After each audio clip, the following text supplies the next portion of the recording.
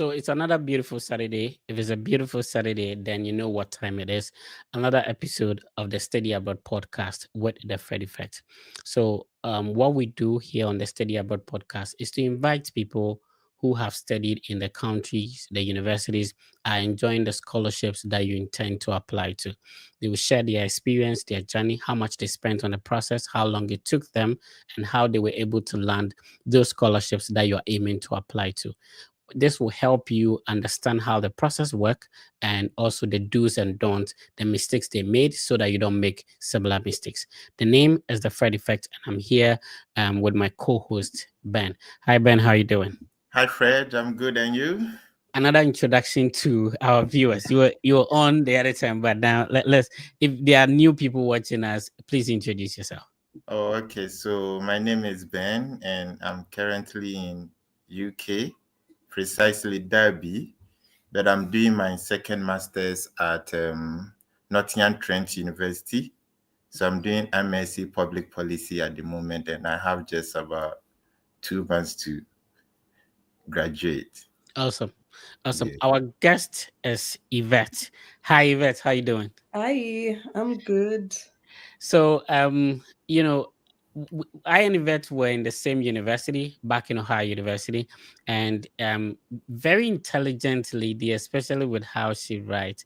I admire her a lot. I decided to invite her on the Study Abroad podcast so that she shares her experience with us. So, use Swahili to tell Kenyans to tune in. How are you going to say that? Tafadhalini. Okay, so the thing is, as Kenyans, our Okay. Swahili is Swahili English. So Okay. simply, I'll just say tafadhalini to join. Kujeni, mstream, mtuone tukiongea. It's going to be an insightful talk. So yeah, karibuni. So it's like a mix of English and Yeah. Swahili. All And right. I So think Tanzanians will come, for me on this, but yeah. awesome. So if you are watching us, we have been able to do it. Ben is in the UK, Yvette is in the US, the Fred Yvette is in the US, and we've been able to do it. It means you can also do it. And we are going to explain to you how she did it, and now you can also learn from it. If you're just tuning in, remember you can be part of the conversation. You send us your questions in the chat. We'll be happy to read them and provide answers to the best of our knowledge. Also, if you're tuning in on YouTube, Facebook, Twitter, or Instagram, on TikTok, please click on the like button, follow so that you automatically join the draw, which we have at the end of the session. Ben, can you kick us, get us going?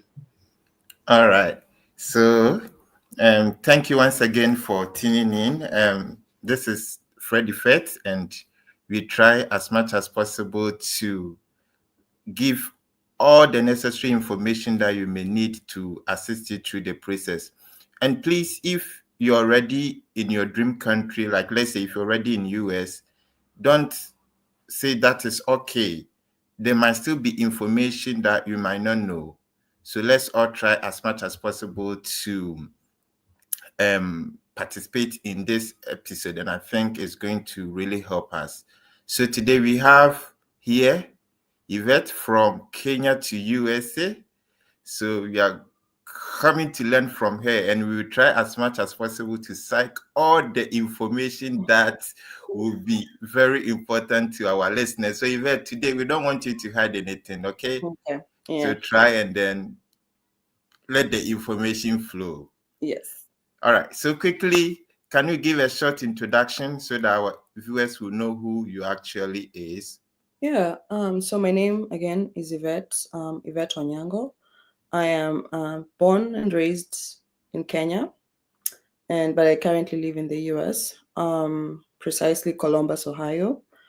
So fun fact, I can say a fun fact about me. I have one kitty cat. I was not a cat person, but now I have a kitty cat who is only, loving towards me and my fiance, but she's mean to everybody else. So that's a fun fact about me. But generally, that's all.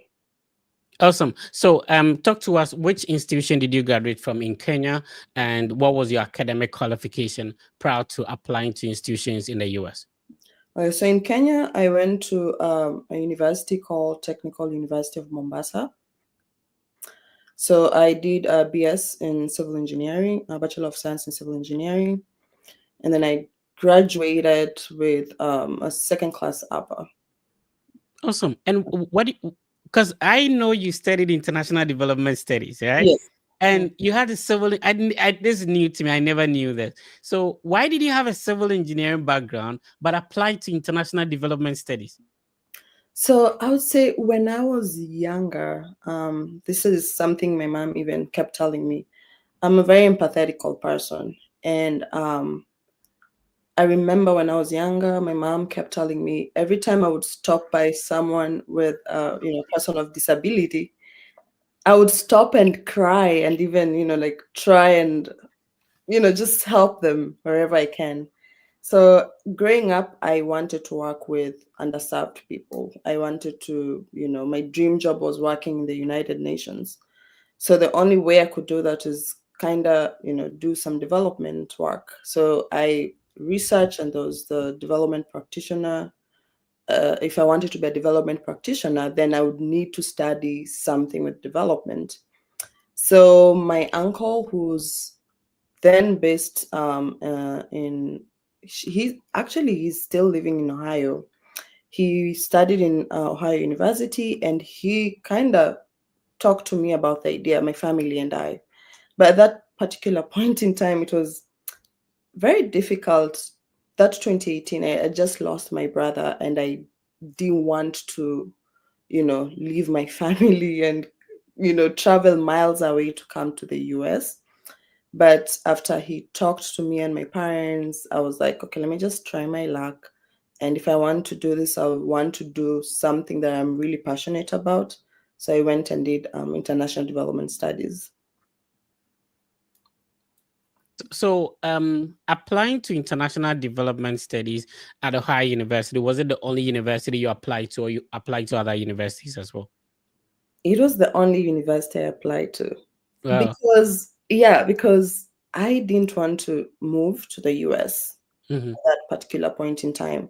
So I was practically just doing it for the sake of just doing it. Like, if it was God's will, then I will go. But if it wasn't God's will, then I'll stay. Like, I was 50-50 about the whole idea. So I wasn't really really looking into moving out outside Kenya at that particular point in time. So Right. that's the only one I applied to. Interesting. And you happen to get in, get admission, get scholarship, and eventually you got the visa too. So, where are you currently studying? Since you started with Ohio University, but where are you currently studying? So right now I'm currently at Ohio State University. So they're different. Ohio University in Athens, Ohio State University in Columbus. Yeah. And, So and and this confuses a lot of people. So we'll be yes. sharing our screen and then show people how it is. Ohio University is about 1 hour, 30 minutes drive to Ohio State University. And Ohio State is located in the capital of Ohio, which is Columbus. And Mhm. Ohio University is in Athens, Ohio, which is in the Athens County. So we'll be sharing our screen and then we'll show people some of these universities that you apply to. Ben, if you can come in. Yes, so I'm sorry you had a bad start for losing your brother and that kind of difficult moment. So the Okay. question is, why is it that at that still critical stage you Mhm. decided to move? What pushed you? What pushed me was I am very faith-based. Like, most of the things I do, I usually try to actually really think about it, and I have faith. If it's Yeah. meant to be, then it's meant to be. If it's not, it's not. So at that particular point in time, when my uncle was talking to us about these opportunities of coming to study abroad, I was at first, like I said, I was skeptical. I didn't want to move, but I told, like, something just in me told me, just try your luck. Mhm. Again, if it is meant to be, fine. If it's not, so when I started the process, he was the one who was actually doing a lot of those things. Be like, have you done TOEFL? You should go do TOEFL. have you done this? You should do this. I was just like, okay, I'm just gonna do it. And I was working also. I was working in Kenya. So I was just like, just going with the flow until I got the admission from OU. I was like, oh, so this is happening. So I started getting serious about it. Like, okay, if this is happening, then like I prayed, if it was meant to be, it was meant to be. And now that things are working out, I'm just going to be. Now I'll start pushing myself. And then I got a lot of help from my parents as well and my siblings. So yeah, it was just a combination of the support that I had. And now I started looking at the trajectory of my life. If I moved abroad, then things would be different. So that was the push that had me going. Wow. Thank you for sharing. So Yvette is telling us that even though there were many factors, but the faith base as well as the family support really pushed her. Thank you so much for sharing with us. So the question is, we have about 6 continents: Europe, Asia, Africa, US, Australia. But why did you decide to go to US? I decided to go to the US just because I had family there. Like it's very, like, moving is hard, especially moving away from your nuclear family. It's really hard. And I just said, because I have some family members around that area, in the US, I'll just try and focus on the US. Oh, okay.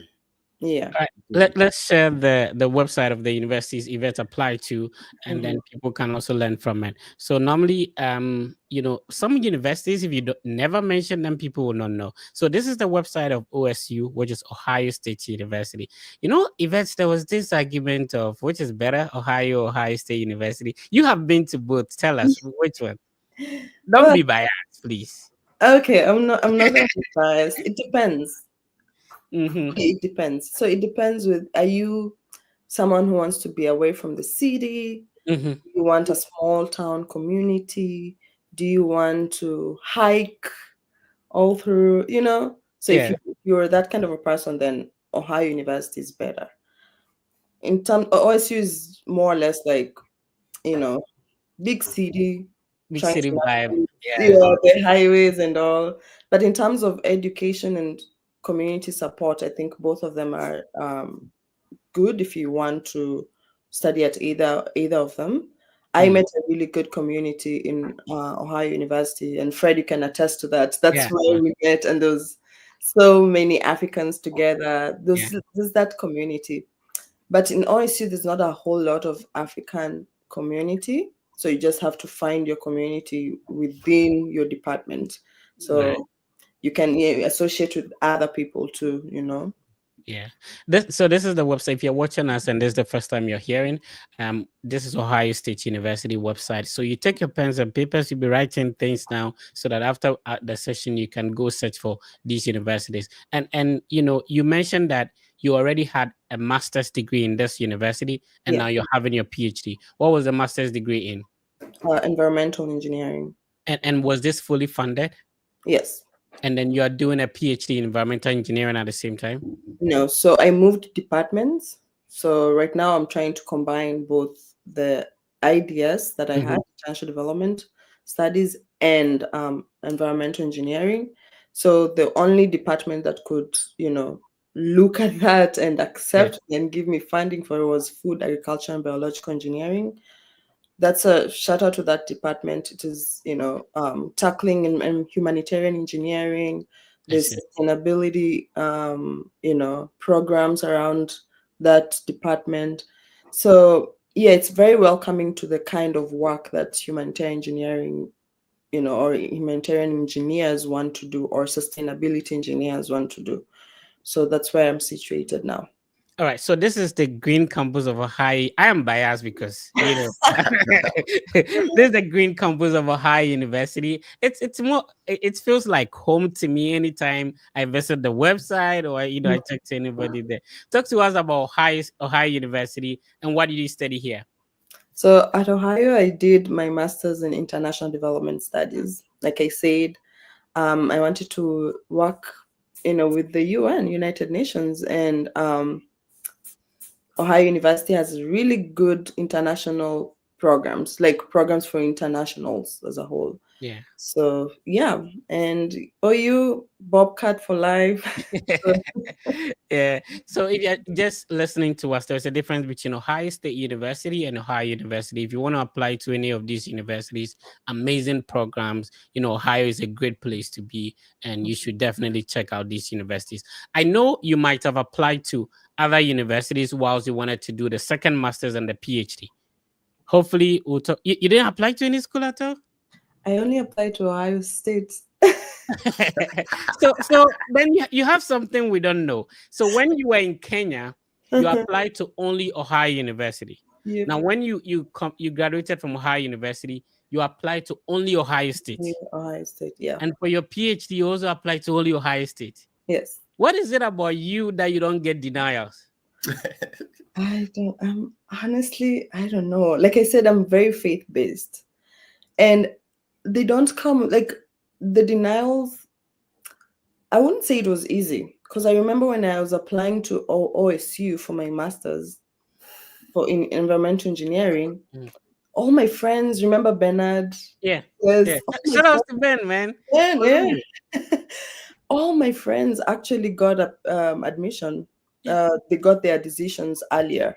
And I remember we applied, you know how you apply like in November the year before, and then in March they start, decision starts coming in. Mm-hmm. I remember I stayed the whole of January, February, March, April. Like I didn't have any, I was just crying and praying. Like that was part of, of my life where I was just praying. I was like, God, if you don't give this to me, then And at that stage, did you regret only applying to one university? at some point, yes. And like I said, you don't have to, expand your horizon. That's what I would say. Like at some point, I was like, why did I not even apply to OU? Yeah. Yeah, because you're there, Because I was there. Yeah. But I just don't know. So sometimes it's just the conviction of some other force pushing you, because I never saw myself continuing in Ohio University. I wanted to move out, and I wanted to now try something new. Yeah. Environmental engineering for OSU, I really wanted to be there. Yeah. So it is just about a matter of passion and what's driving you, and that's what drove me there. Yeah. And normally, if you are an African student or international student and you are in OU, what happens is that you might probably touch base in Columbus before you get to Athens, right? Yes. So from time to time, going to get groceries, African stuff, you go to Columbus. So probably you are more, people in Athens go to Columbus more. Mm-hmm. Rather than being in Columbus and wanting to go to Athens. Yeah. Anyway, Ben, if you can continue. Yeah, those of us in UK, when you are speaking Columbus, Athens, then we get confused. Okay, so I'm interested in you mentioning passion. Mm-hmm. So I want to know, did you derive that passion from childhood? We have some people that if they say they want to pursue engineering, that is it. Mm-hmm. Is that your case? Or along that line, you needed to make some changes in your interest and passion? So I remember when I was in high school, I don't know if you guys had Form 1, Form 2, Form 3. Yeah. So I remember Form 2 heading to Form 3 is when we were picking what we wanted to do for our KCSE exams, final exams for you to graduate from high school. And I remember talking to myself, like I didn't even involve anyone in this. I remember I was just talking to myself about what do I want to do, So I remember my uncle was a civil engineer. He's the one who actually drove this, because I used to see him with like the structural plans, like those drawing plans, and I would just watch him do all this, and it fascinated me. And I said in Form 3, I was gonna pick science subjects so that I can pursue what I wanted, which is civil engineering. So that passion started right in high school, and I was very adamant this is what I wanted to do. So I just kept going, even after I graduated high school. There was a lot of talks about women cannot do civil engineering, or they can, but it's not going to be good for them, majorly because it's like men, it's a man's world, or it's a man's career.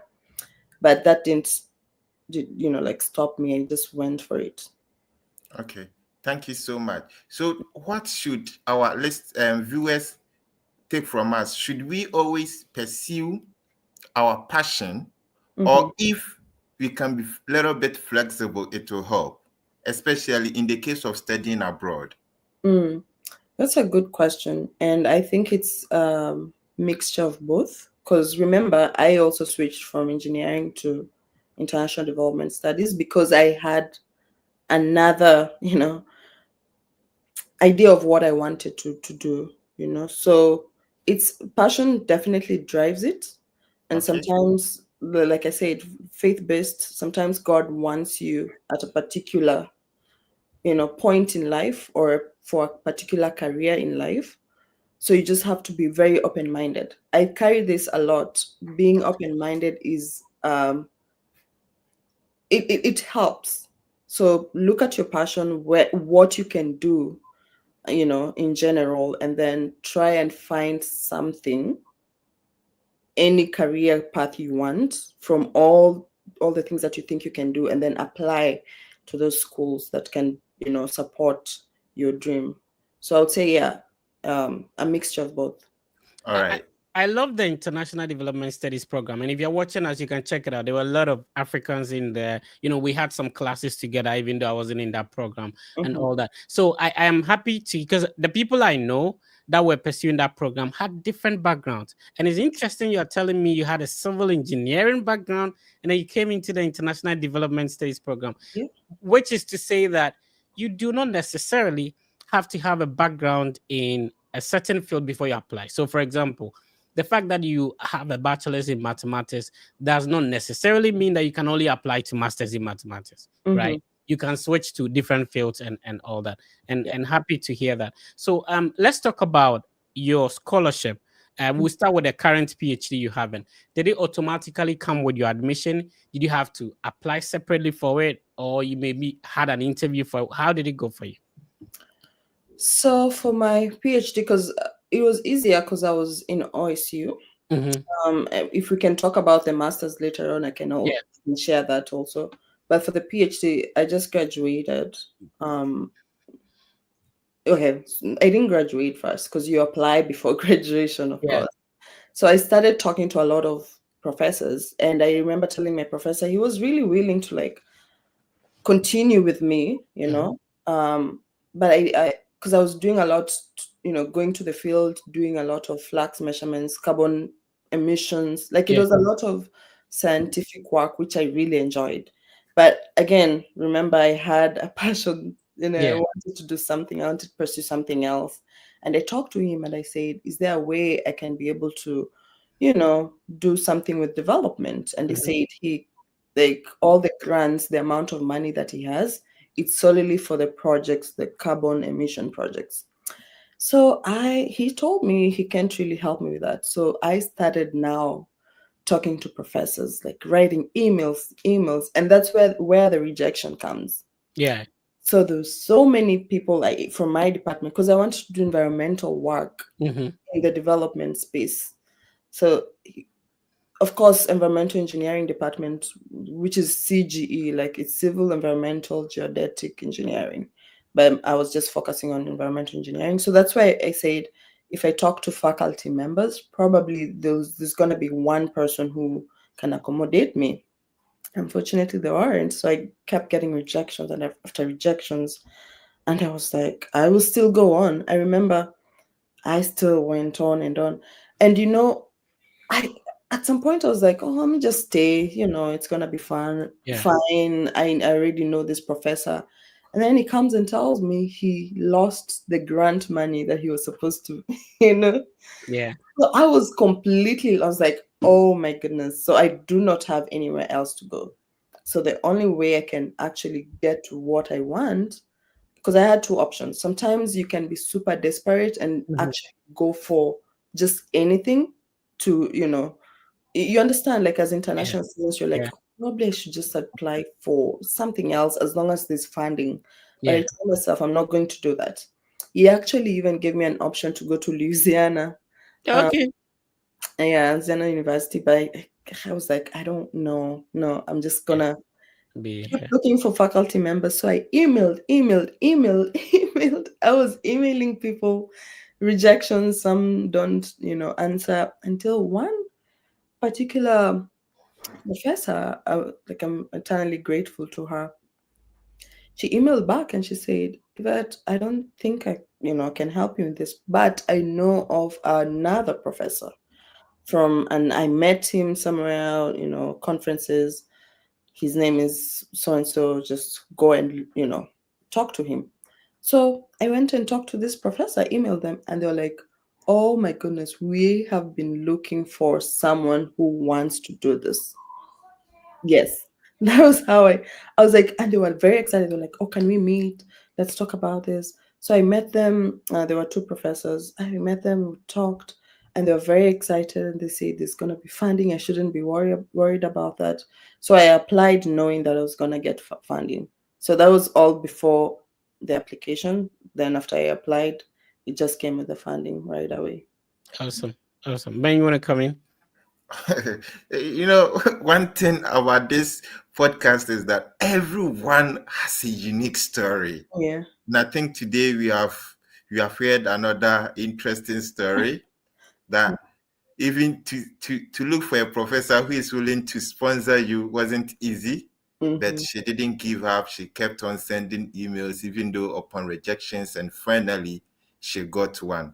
And this is what we have been always telling people, that giving up is not an option. No, no.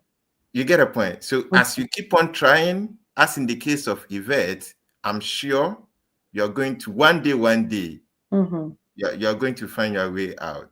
Yeah. Thank But you the so much. master's one was, yeah, the master's one, when I was applying to OSU from OU, that one, it tested my boundaries, I'm not gonna lie. Because I remember I applied to this professor. I wanted to really work in this department to this particular professor. He actually went and got other people because professors choose who they want to work with, right? So my then professor, who I was working with, he's the one who said, "Oh, I saw your application somewhere, but I had already chosen other people, but I'm really interested in working with you. But unfortunately, you'd have to defer. If you want funding, you'd have to defer till next year because I've already chosen people." And then he said, "But let's wait and see, because two of the people that I chose, they have not yet, accepted the admission. So let's wait and see." So I was like, "Oh my goodness." So I've gotten the admission, into OSU, but there's no funding and it's very expensive. School fees, tuition, it's very, very expensive. So I said, thank God I got the admission, but I am now praying another prayer.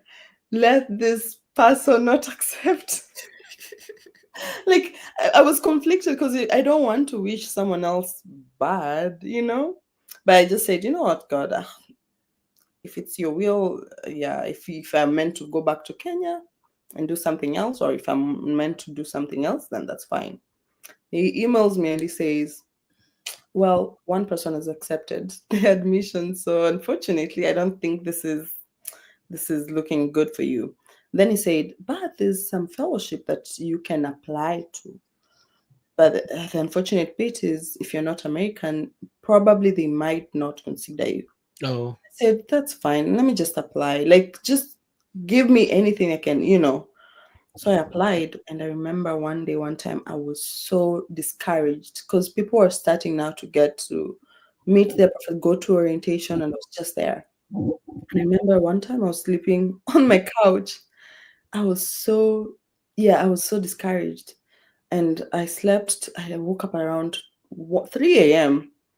to go to bed, and I was like, oh gosh, this is crazy. I'm now feeling depressed. Why did I not apply to OU? Then I took my phone. You know how you can just look at your updates. And then I saw an email from my professor he said, I don't know how this has happened, but one person did not accept the admission, so the funding is yours. I was like, Yeah. oh my God. And then, like, literally 2 days later, he said, oh my goodness, you actually even have the fellowship. They actually chose you. I was like, oh, wow. So, again, delay is not denial. That's what I can definitely say. We are rewinding a little bit. Ohio University, how did the funding go? And you tell us about that. Then we come to your visa interview, how you got it approved in Kenya. Okay. Ohio University. I don't know, Fred, do you have TA ship or GA ship? It was later on. It was that It was later on that the TA came. later on. Yeah. You also joined with Oh, GRS. initially, yes. Yes. So I don't even remember what GRS was. Graduate. There's a graduate recruitment scholarship. Oh. It's been years, right? So graduate recruitment scholarship was like a partial scholarship. So like a 50% taking part of your tuition and paying you like, a little bit stipend. And so I am interested in getting this partial scholarship. How did you manage to get a visa approved? Because the argument has always been that people should get full scholarship before they can get a visa approved. Your case was different. How did it go for you in terms of the interview? My interview was also rough. It was really, really, because I remember I got a yellow. Yellow is like, we have not denied you, but we haven't accepted it. Oh, okay. So that's like administrative processing or something? Yeah, it's like, wait, let's do research on other things first, and then we'll get. Oh, okay. So mine was a yellow sheet of paper. It was, and I remember I went in there. I was like, with all these documents, you know how you carry your bank statement, I carried everything with me. When I got there, they didn't ask me for anything. They just asked me, so you went to, and I remember I just traveled to Egypt Right. with my friend, with my best friend, and we just traveled to Egypt, and for vacation, and we just came back. And so they looked at my passport and they said, oh, so you traveled to Egypt? I said yes. And then he said, and you studied civil engineering in Mombasa? I said yes. And they're like, oh, okay, here. And they gave me a yellow sheet of paper and they told me to wait. And I asked, are you not gonna I have all these documents here, you're not gonna ask any any of them? And they said, no. No. And I said, okay, so when am I, because I started asking them questions. I'm like, when are you going to give me a decision? It's like, oh, just wait. And I left. And so I was just waiting the whole time, just waiting. And I was like, should I go back to work? I waited for almost a month. Okay. Yes. I waited for almost a month. And people had started going back, going to school. Orientation was over. Classes were starting. Because I remember classes always start second week of August. So second week of August, I still did not have my approval. And then third week of August is when they were like, oh, you should come for your passport. Your visa's been approved. And you should actually come for it tomorrow so that you leave the country. I was like, oh, okay. So I get there. They still didn't have it. I said, oh, you are told that it was approved? I said, yes. I said, it's not been processed yet. God. Come back tomorrow. I was like, what in the devil is this? Oh gosh. And it was so crazy, but I remained faithful. I just kept praying about it. And I remember most of my family members, because you start floating the idea, right? Okay. And most of some of the people that I talked to, they kept telling me, "Oh, Yvette, people don't really get these things. It's really hard. Don't usijisumbue in Swahili means don't disturb yourself." But in my mind, I was like, no. I will until God tells me no, then that's when I'll stop. So I just kept going. And I remember the phone call came when I was just, again, it always comes at your lowest point, right? And I remember I was just sleeping and my phone was charging somewhere in the living room. And then a number was calling me. And my sister actually brought the phone to me and she answered it, my younger sister. And I was like, why would you answer my phone? Like, she answered it and I looked at the phone. I was like, oh, this is the wrong number, because how can just a random number tell me it's a visa officer and they're telling me to go for my visa? I was like, no. And I ended the call. And I told my sister, like, why would you answer my call? Like, why? Why would you answer my calls? And this is typically it's a wrong number. And then they called again. And I said, yes. It's like, oh, you applied. I said, yes. I thought it was a scam. It's like, yeah, I applied. So, I was just being like, ah. And then they said, yeah, you should come for your visa. It's been approved. Come for it tomorrow. Wow. So yeah, it's very, very interesting story. Yeah, I think you have a unique story. So to our Kenyan friends who are about to go for their visa interview for the first time, Mm-hmm. how would you explain the tension in the Whoa. visa room, or what advice can you give to them regards to the visa interview preparation? Honestly, I would say, because things are changing, of course, because of the current administration and all. But I went for mine in 2020, I remember. And I remember standing there thinking that I was gonna get it, because I have all the documents. I have everything. Like there's no point of them denying me. I had the admission letter. I had emails from, like, I had everything, and I was going there with surety that I was gonna get it. Until I did not get it at first. They gave me a waiting. So it just kind of humbled me in a way. So I would say, when you go there, go with expectations that you're gonna get it, but also go with expectations that if it's God's will, you know, Okay. you can Okay. use it, and then you get So humbled really. yeah, so you want to say we should be 50-50, right? I Yeah, would Mr. say, Kevin. I don't want to say 50.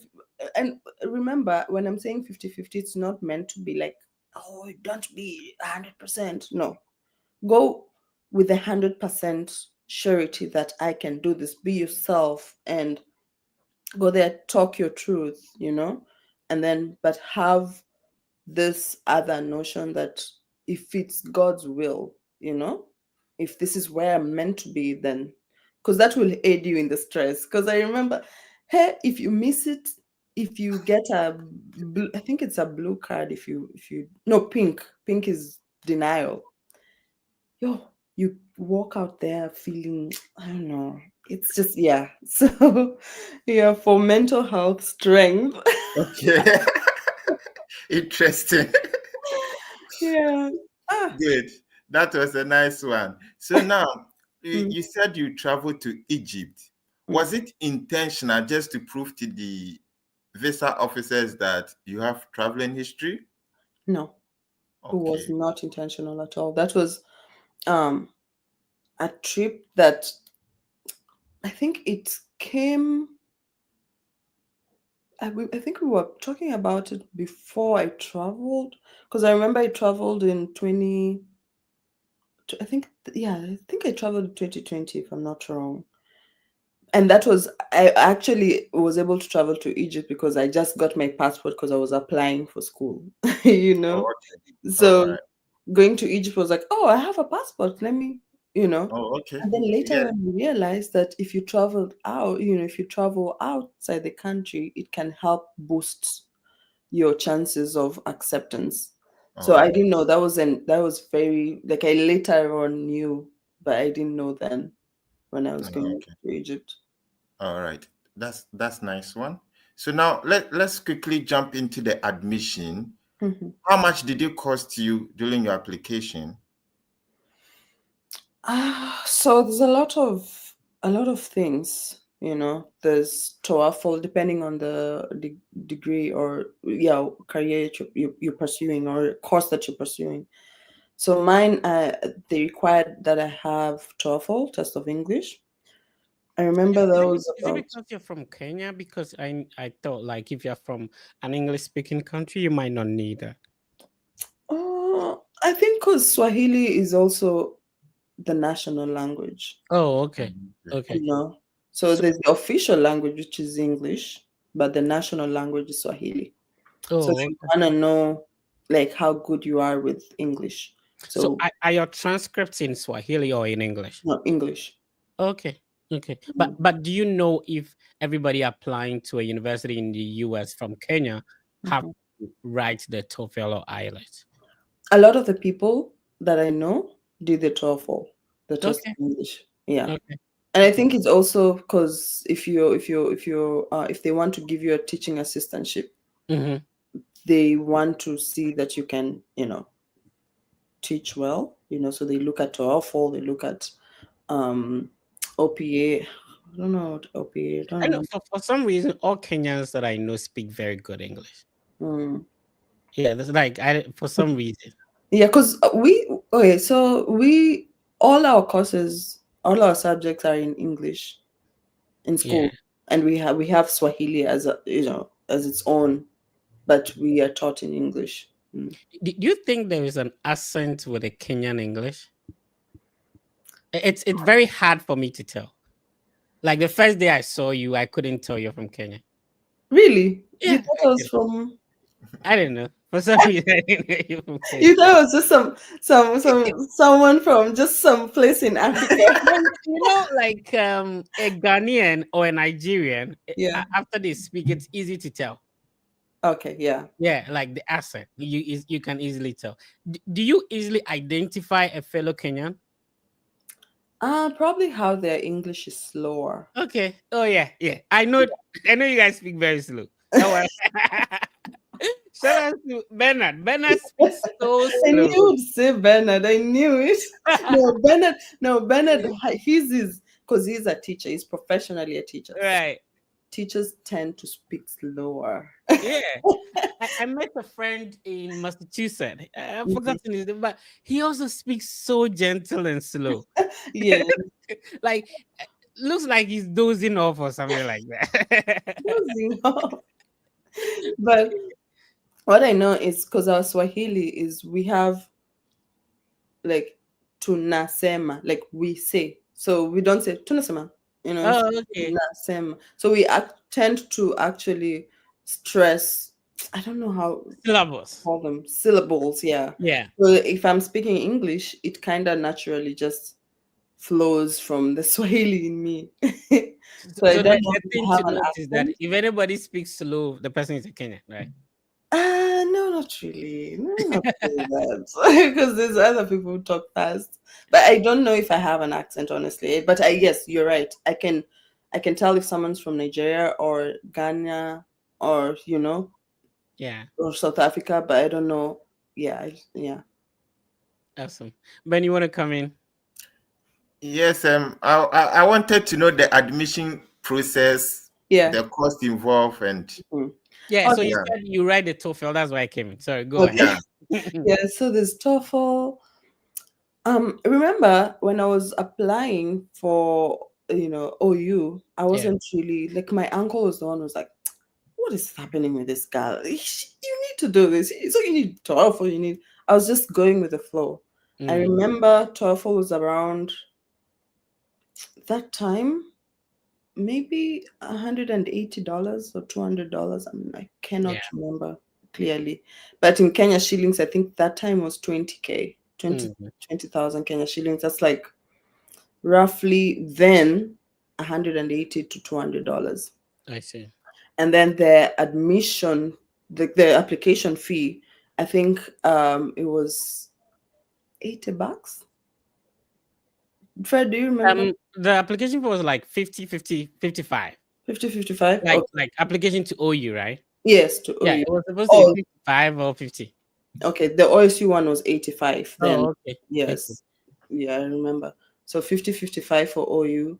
Yeah, So I kind of spent like almost $300 I just see. for the application. Yeah, and the scholarship, the GRS scholarship came automatically with the admission. So no, the admission came first, and Mm-hmm. then they said, we are considering other, like financial. We'll let you know if we get any financial assistance for you.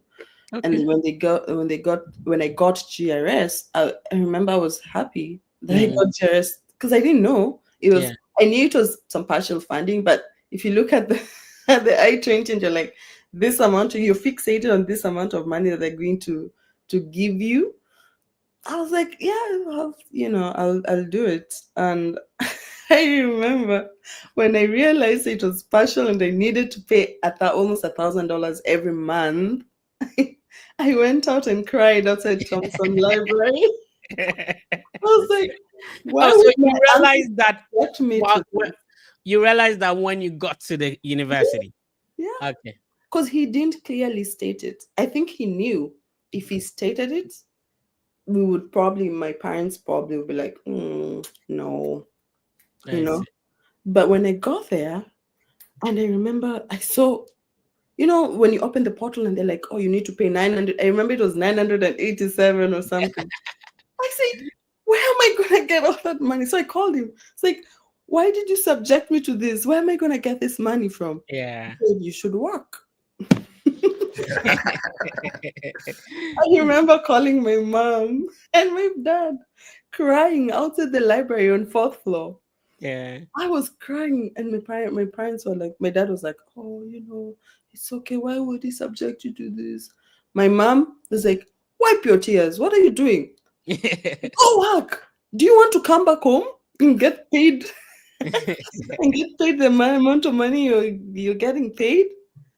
So how long did it take you after your bachelor's degree to work on this process? Is it a year, two? How long did it take you? So I graduated in 2018, and then I started the application in 2018. Okay. Okay. Yes. Okay. I see. So I worked only for, what did I say? Yeah, 2018. Mm, Actually came in the US 2019, not mm. 2019. So I applied for 2018 in 2018. And then I worked And for a then few months, and then I just yeah. got Oh, okay, yeah. interesting. Looking back, would you say you've regretted taking the step?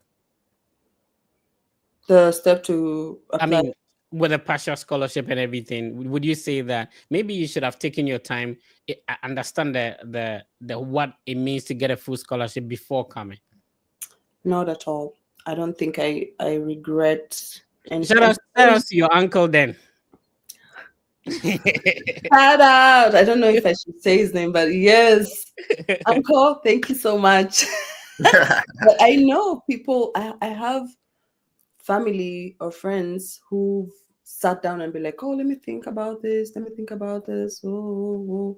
And then now, especially with the current administration, things are now on lockdown, or things are now slower, or things are now very hard. So yeah, don't think too much. Just go and see if this is for you. That's what I would say. All right. So if you are to apply again, what will you do differently? If I was to apply again, All the way from Kenya, if you were supposed to restart the whole process, if there's this little girl in Mombasa listening to you, want to be like Yvette, what would you have done differently? I would say, so like I said, very faith-based, right? And everything just happens because I'm like, if it's God's will, it's going to happen. So I haven't really sat down and be like, I would have done this differently, because like I feel like my story with what has transpired. There's like outside forces that are like urging me on. So with every step that I've gone to, it's just been amazing. I wouldn't say that I would do things differently, but maybe I would just expand my horizon Okay. more. Like instead of just applying to OSU only, I feel like I would probably have applied to OSU, OU, other schools and see which one, if I get the admissions, like which one is better, and then just try and sift through. Because even living in faith is not easy. It's not, Interesting. not easy. Yeah. All right. If you're just tuning in, we have been speaking to Yvette. Yvette has a bachelor's degree from Kenya, relocated to Ohio University in Athens, Ohio, now studying, had a second master's in Ohio State University in Columbus, and currently pursuing a PhD at Ohio State University. She's sharing her journey, her experience with us so that it will guide you who wants to go through the process. So remember, you can send us your questions in the comment section. We'll be reading them and be responding to them as well. Be part of the conversation. Click on the like button, subscribe, and be part of the family. This every week, we host the Steady Abroad podcast, and it's been insightful so far. All right, so a couple of people have questions for you in the comment. Let's see if we can read some of them and respond to them. But are there people you want to say thank you to, apart from your uncle? Obviously, people who have helped you on the journey. You've been mentioning your mom. You spoke about your dad, your uncle. Are there people you want to say thank you to that held your hands in one way or the other whilst you worked on this process? First of all, shout out to God. Yeah. God. Yeah. Even in the waiting, yeah. But of course, my parents, my uncle, definitely. I think I had written them down. Thomas Smacker, remember? Yeah, Dr. man. Shout Smacker? out to Thomas Smucker. Yes. That's an Yes. amazing man, by the way. Yes, he helped me a lot with my statement of purpose. Oh, I wow. When I was applying to OC, he came and told me, Yvette, I don't think this is gonna get you somewhere. I will help you. And then he helped me. I had written them somewhere. Oh, awesome. Awesome. As Thomas Smucker, he has been amazing. Is he still in OU? I guess. Hmm. Okay. Okay. Okay. Okay. All Yes, I right. think he is. Yeah. So So if you're applying to the geography department in Ohio University, you probably might have, seen his face or anything like that on the university's website. Thomas Mark, an amazing man, and he love African people though. mhm. Yeah. Very African He's people. married to a Kenyan Yeah, too. shout out to Dr. Edna. She Yeah. was my professor Mhm. when I had the TA position as well. All Yeah. right. So yeah, I wanted to say shout out to my siblings, of course, my parents, my uncle, community. Because in Africa, you're a child of the people. So I think we have my parents, Yeah. friends. They're also my parents in some way, Yeah. and I'm a first child, so I'm a Oh, okay. firstborn, and I feel like I'm the child of the community. So my community members definitely. Um, yeah, even here in Columbus, I have my uncle's sister who also supported me financially in terms of like both of them also supported me financially when I came to Right. the US. So yeah, shout out to all of them. Have you been back home? Oh yeah, I Oh, tend okay. to go almost every year. Oh, really? Hmm. I see. Right. I was going to ask you what was difficult for you to get used to when you arrived. Like, was it the food, the accent, the snow, the cold? What Hmm. was difficult to get used to? The system. The system. I would say the system here because you know how in Africa, I don't know, things are just things are different. Let me say in Kenya. In Kenya or in Africa? In Kenya. In Kenya, things are I kind of I don't know. So I feel like I piggybacked a lot on my dad. It was like, oh, dad, this, dad, that, dad, let's do. Then coming to America, it's like you have to find for yourself, make your own path. So the system, even from getting the bus, I took a whole lot of time to learn the bus system. Yeah, so for the first 2 weeks, I was just like, this is hard. This is so hard. But I got used to it. So I would say the system. The weather, not too much, because I wanted to see the snow. I wanted to see snow. I was so happy when I first saw. And the accent also was a bit. I remember the one thing that was annoying me. So when Americans speak, I was like, are they even stopping to breathe? So for example, if I say how Americans is, let me just try and be like, oh, so we went to the shop and we went to Walmart and then we bought this and then that and then I got to meet so and so and then it's just like this and the blah, blah, blah. And it's like they're holding their breath. In my mind, I'm like, please stop and breathe, because I speak slower. Because I'm a Kenyan, I speak slower. So Yes. yeah, that's one thing I like about, like, I like the way you take your time. You're not in a rush. Like, you take the words one after the other. Okay, Fred, so let's do this and we see that. It's like, Yeah. yeah, you're really patient, and I appreciate that. Shout out to Bernard again. Walumbi. Oh, Bernard. Yeah. Anyway, so Ben, you want to come in? Yeah, just a quick one. Mhm. So, can we maybe just in 30 seconds compare US education to Kenya? Okay. I feel like in Kenya, things were a little bit hard because everything depended on final exams and you passing the exams. The US, it's like progress, the amount of progress you make every week or, midterm or, so I feel like in Kenya it was harder for me because I'll have to like sift through or sit down and read a whole term's or a whole semester's information for just one exam. And for things that I am really good at, probably they're not in the exams. But here in the US, I'm like, if I read this, I know this is what I will get, or this is the kind of information I'm getting. So it's very information based or growing your knowledge based. So yeah. Okay, that's interesting. So, so far so good. Hmm. Do you think it's worth it for being in the States? Oh, 100%. Yes. It changes your life for the better, changes your community's life for the better, So yes, if you get a chance, definitely it is worth it. Okay, so if you had not been in the US, Hmm. what would have happened? I was planning to study Chinese language, Mandarin. Yes, In Kenya or go to China? Kenya, in Oh, Kenya, because I did civil engineering and I was working in a construction company. It wasn't really construction, but it used to deal with structures. And yeah. that time there's a lot of Chinese contractors Okay.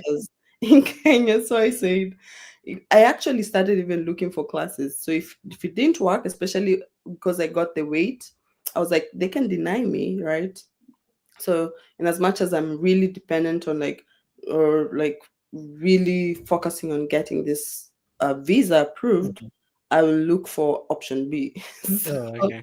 I looked for classes for Mandarin because I wanted to be, conversant in the space, the construction space or the structural space. Interesting. Fred, is it possible to get at least one Kenyan to come alive to Yeah, ask? let's see. If you're Kenyan, you can put in the request. Let's see if we can get you on.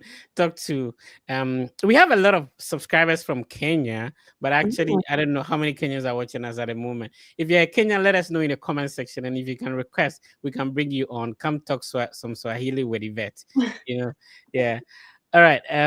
Let's see. We have a lot of questions in the chat. We'll be responding to some of them as well. So if you were supposed to, how is the class system in Kenya like? Is it like a first class, second class? How is it the CGPA system? How is the grading system like? The grading system? Yeah, is it like a CGPA of a 4.0 or 5.0? No, it's like I don't think they use GPA because I had CWA, no like cumulative. yeah, I think it's cumulative because it's based on like first class, second Oh, class, okay. second class, and they have points for that. Oh, Second I class see. lower. But I had to calculate my, translate calculate my GPA when I was in OU applying for OSU. So yeah. Lai is asking you, ask her if she's able to get Kenyan food in the US and how she got adjusted to the food in the US. So there's not a whole lot of Kenyan food, I would say. It's more of like you can go to the store and get, ingredients or food to cook, but it's more of like East African. So it's like a mixture of like Tanzanian, Swahili food. So we call it Swahili food. So yes, there's a restaurant here in Columbus. It's very, cooks a lot of Swahili food, which I'm used to. And I won't say that it was hard for me to adjust to the food here, because in Kenya we eat a lot of what Americans eat. If it's Okay. we don't have like how in West Africa, like the specific foods that they're from West Africa. Yeah. In Kenya we have pilau, chapati. Those are things that are we can be able to get them from any shops. Hi Jackson, how you doing? Your microphone is muted. If you could unmute it. Yvette, does his name suggest he's from Kenya? Jackson Nyawenda? Yeah. Maybe, right? Maybe, yeah. Let's figure out. Hi Jackson, your microphone is muted. Can you please unmute it? Okay, Jackson cannot unmute. Yeah. Yes, hello Fred. Yes, hello Fred. Jackson, are you able to hear me? Am I able to hear you? Are you from Kenya? Yes, yeah. I'm not from Kenya. I'm a Burundian refugee living in Kenya, but I've studied in Kenya from class 5 up to Form 4. I'm now pursuing university at Masinde Muliro University. I think Yvette knows that Masinde Muliro University is one of the national university in Kenya, and I was lucky apply for one of the university in the United States of America. As I have spoken to you, Fred, about it, is about KSU, Kent State University, where I got admission this year, but it was not full funded. It was not funded until today. I'm looking for it because we are refugee here in Kenya. Getting a passport is very hard for me. But I applied I applied my passport last week, and I am supposed to attend the school in 2025. So I need your advice and advice from Yvette, because I think he was experienced such issues here in Kenya, because we are refugees here in Kenya, and I'm eager to learn more and to know more about it. Yeah. Any advice for him, Yvette? Yeah, first of all, it's shout out to you. I hope your situation living in Kenya is better, and I feel like you should just be patient, but keep emailing these faculty members. I feel like if you build your network, if you keep on networking with them, it would be very helpful, because one professor may say, I don't have funding, but they can also, talk to another professor or tell you about another professor who you can, email or connect with. So just keep on disturbing them. I would say don't stop. Yeah. Yeah, all right. Jackson, what program is it? I have. Yeah, it is computer science. Okay. So what happens is that for Kent State, you have to activate what we call the Flash ID. Have you done that? Yeah, I have it already. They have given me a portal. Good. And I used to access it now. Good. If you've been able to activate your Flash ID, you'll be able to create an account on the website, which is used to search for jobs on campus. Are you there with me? Yeah, but the problem is I am an undergrad. I'm an undergraduate. I have not Oh, graduated oh, yet. not a graduate student. Oh, okay. So Yeah, what yeah. you have, That what you that's have to somehow hard. what you have to understand is that when it comes to undergraduate studies, you need to have a good SAT score or ACT score for the school to take care of everything. Initially, I thought it was even like graduate studies. Okay, so if it's an undergraduate, then did you sit for the SAT? No, I didn't. I didn't. Okay, I think if I so was if given admission, there, I was given some scholarship, but not for. I was given 4,600 per year. That is a very less amount. Yeah, so that's how most of the undergraduate admissions work.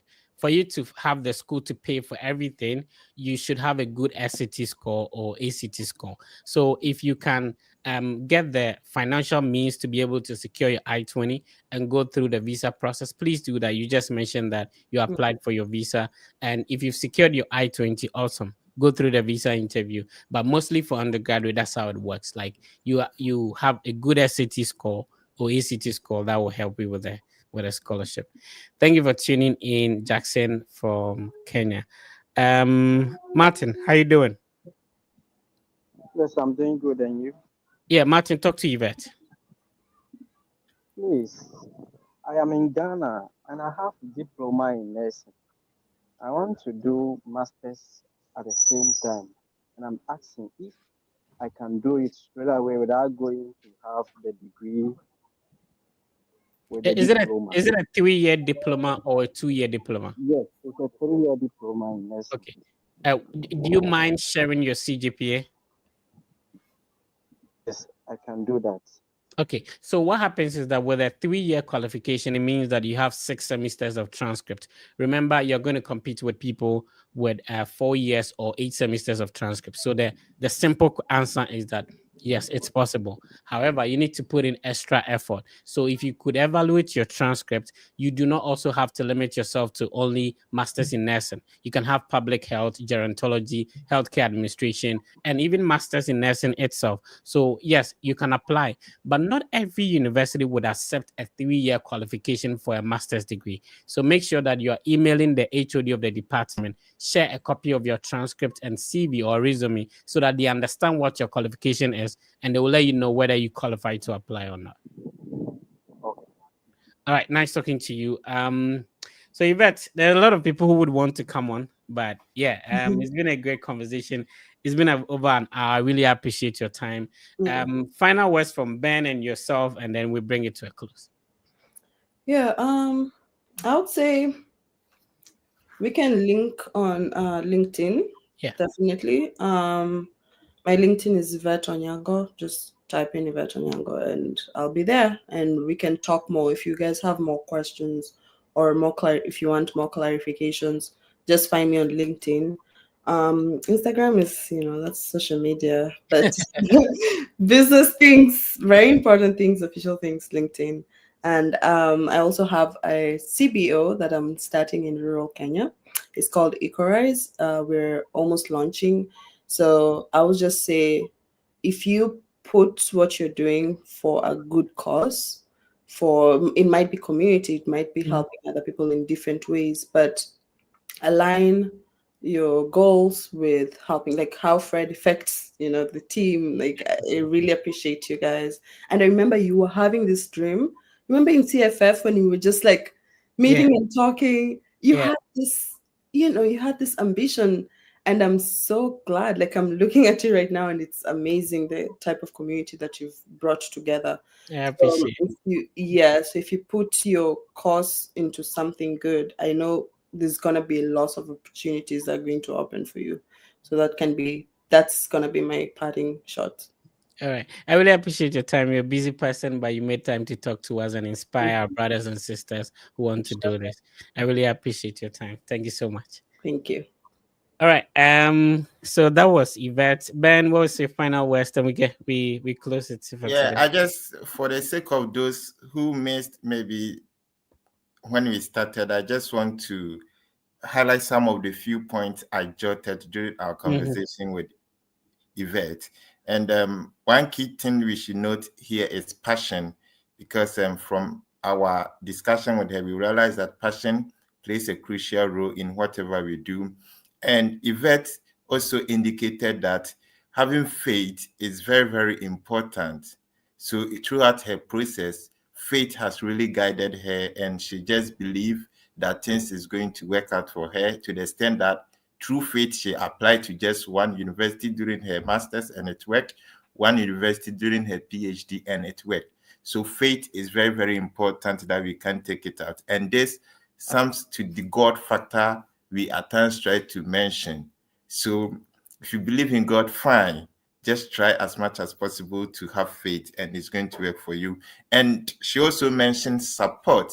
So please, to the mothers and uncles listening to us, if in any capacity we can help our siblings, we can help our younger brothers to go and study abroad, don't let us deny them of that help. And then we should also, as students who have passion to study abroad, we should be open-minded. We should try as much as possible to expand our search zone and try to send a lot of mails. It works. And finally, we need to note that delay is not denial. So maybe you've put in a lot of effort, you've not received the outcome you want. Just wait, and we know that at the right time, you also pass through successfully. Thank you all for tuning into the Freddy Fed. Right. Just put in the effort and at the right time, it will pay off. It's been a great session. My co-host will obviously always be Ben, and thank you for tuning in. So Ben is a huge component of the Freddy Fed team and will be co-hosting the podcast from time to time. Or Ben will be hosting, from time to time as well. So that's it. Yeah. Let me quickly put say this. Very soon, Fred will be on the hot seat, so they should watch out for that day. I'll be interviewed by Ben very soon in the section. Awesome, Ben. Thank you so much for your time. Thank you, Fred. Also, all right. Right, it's been a great session. Remember, the Fred Effect team has a collaboration with Argo Visa. Argo Visa is a team of former visa officers. These are people who have been, working for the U.S. government, approving and denying visas. Now they are consultants and they help you pass your visa interview. If you use the link I'm sharing on the screen, you can schedule a one-on-one section with the Argo Visa team, and they will guide you, go through your DS 160, your DS 260. Prepare a one-on-one mock session with you before you go for your visa interview. It makes you confident and very prepared before you go for your interview. So use the link I'm sharing on the screen to schedule a one-on-one session with Argo Visa. Please be positive. Know that this process, people have already done it. Whatever is happening now, it's not new. Even the COVID era, people use nose mask and they went for the interview. So whatever is happening is not new. Be positive about what you're working on. You've invested time, effort, and emotions into this process. Trust God that whatever you are planting will bear fruit and it will be successful. My name has been The Fred Effect. This is the Steady Abroad podcast. I'll see you next week. Be positive. Everything will be fine.